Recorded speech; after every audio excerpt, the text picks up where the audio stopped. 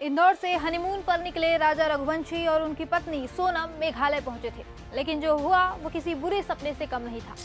राजा की लाश एक खाई में मिली और सोनम रहस्यमयी तरीके से गायब हो गई। हर कोई उसकी सलामती की दुआ कर रहा था, मगर अब खबर सामने आई है कि सोनम ने ही अपने पति राजा की हत्या करवाई और फिर खुद ही गायब हो गई। राजा रघुवंशी की हत्या के 17 दिन बाद सोनम यूपी के गाजीपुर में एक ढाबे पर मिली। इसके बाद मेघालय डीजीपी ने दावा किया कि पत्नी सोनम ने ही पेशेवर हत्यारों को सुपारी देकर राजा का मर्डर करवाया। इधर सोनम के पिता ने इस बात को मानने से साफ इनकार कर दिया है कि उनकी बेटी ने अपने पति की हत्या कराई होगी। उनका कहना है कि मेरी बेटी बेगुनाह है। मेघालय पुलिस ने उसे फंसाने के लिए झूठी कहानी गढ़ी है। खबरों की माने तो सोनम का किसी युवक से प्रेम प्रसंग चल रहा था। इसी के चलते उसने पति को हनीमून के बहाने मेघालय ले जाकर उसे मौत के घाट उतार दिया। इसके 3 महीने पहले सौरभ राजपूत का भी केस सामने आया था, जिसमें उनकी पत्नी मुस्कान ने अपने बॉयफ्रेंड साहिल के साथ मिलकर पति की हत्या कर दी थी। लंदन से लौटकर मेरठ आए सौरभ कुमार राजपूत की 3 मार्च को मुस्कान ने हत्या की थी। इस काम में उसका बॉयफ्रेंड साहिल शुक्ला और मोहित ने उसका साथ दिया। दोनों ने पहले खाने में दवा मिलाकर सौरभ को बेहोश किया, फिर उसकी हत्या करके लाश को प्लास्टिक के ड्रम में भर दिया और उसमें सीमेंट का घोल भर दिया। हत्या के बाद मुस्कान और साहिल घूमने निकल गए। घटना के 15 दिन बाद मौत का खुलासा हुआ, तब पुलिस ने मुस्कान और साहिल को गिरफ्तार किया। अभी दोनों मेरठ की जेल में बंद है। इन दोनों घटनाओं में एक बात सेम थी, पत्नी ने प्रेमी के लिए पति की हत्या करवा दी।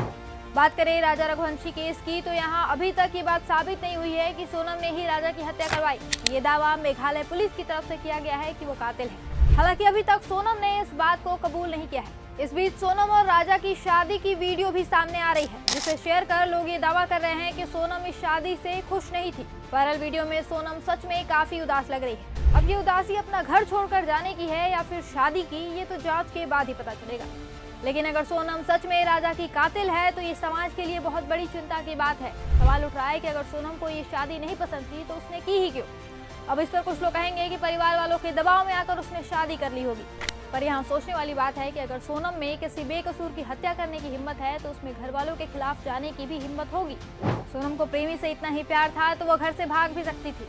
ऐसे शादी करके किसी बेकसूर को मारने का क्या मतलब बनता है। अगर आप जीवन दे नहीं सकते तो आपको किसी का जीवन लेने का कोई अधिकार नहीं है। मुस्कान के केस में भी उसके पास दूसरा रास्ता था। वो चाहती तो सौरभ से तलाक लेकर साहिल से शादी कर सकती थी, पर उसने भी इस सही तरीके को छोड़कर गलत रास्ता अपनाया और किसी निर्दोष की जान ले ली। ये घटनाएं समाज के पुरुषों में चिंता पैदा कर रही हैं। ये खबरें देखने के बाद अब लोग शादी करने से पहले 1000 बार सोचेंगे, डरेंगे कि कहीं मेरी पत्नी का भी शादी से पहले कोई प्रेमी हो और वो शादी के बाद प्रेमी संग मिलके मेरी हत्या करवा दे। चिंता एक और बात की है। महिलाओं का एक वर्ग जो खुद को फेमिनिस्ट बताता है, पर असल में है नहीं, वो इन घटनाओं पर खुश हो रहा है कि अब पुरुष महिलाओं से डरेंगे।